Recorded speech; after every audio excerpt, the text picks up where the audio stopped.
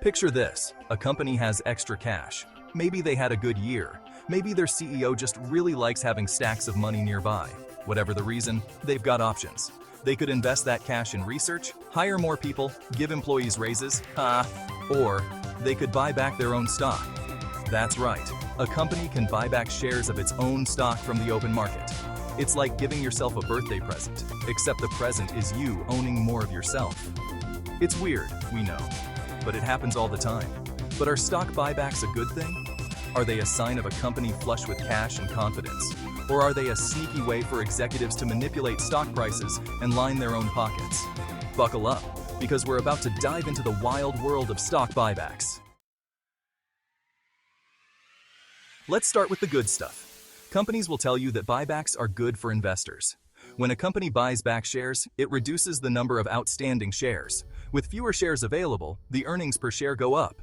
It's like dividing a pizza into fewer slices. Everyone gets a bigger piece. This can make the stock more attractive to investors and potentially drive up the price.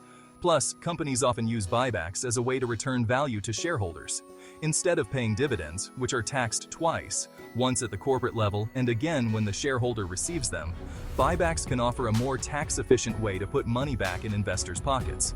So it's like a sneaky tax loophole that benefits both the company and the investor. What's not to love? Hold your horses, because it's not all sunshine and rainbows in buyback land. Critics argue that buybacks prioritize short-term gains over long-term growth.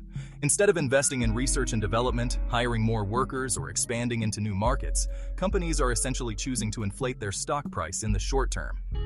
Think of it like this. You could use your extra cash to buy a fancy new coffee machine for your office, which might make your employees happier and more productive in the long run.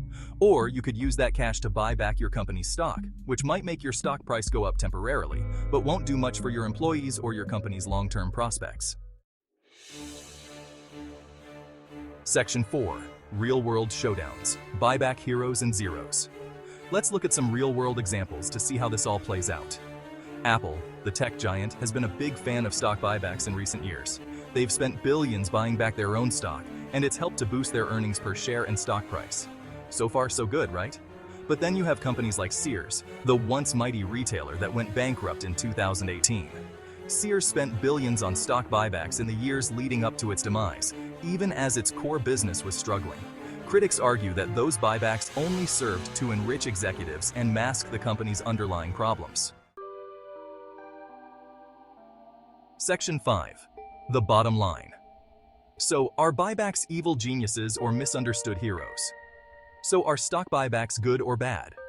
The answer, as with most things in life, is it's complicated. There are valid arguments to be made on both sides. Buybacks can be a way for companies to return value to shareholders and boost their stock price. But they can also be a sign of short-termism and a missed opportunity to invest in long-term growth. Ultimately, it's up to each investor to decide how they feel about stock buybacks. Do your research, read the fine print, and don't be afraid to ask questions. And hey, while you're at it, why not subscribe to our channel for more hard-hitting financial analysis? We promise it'll be way more entertaining than watching paint dry.